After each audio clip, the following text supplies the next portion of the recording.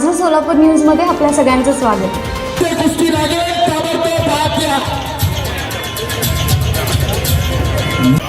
वेगवेगळे सर्वे येतात, वेगवेगळे आपण बघून जातोय.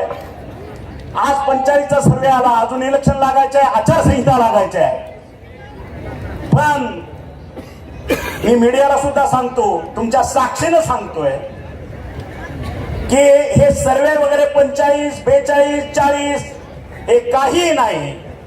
ज्यावेळेस विश्वनेता काल यवतमाळ मध्ये येऊन सांगून जातो अबकी बार 400 पार, आणि मी म्हणेन ह्या आजच्या मैदानाची साक्ष ठेवून त्यावेळेस महाराष्ट्रात 48 वर्षे शून्य हे तुम्ही लक्षात ठेवा.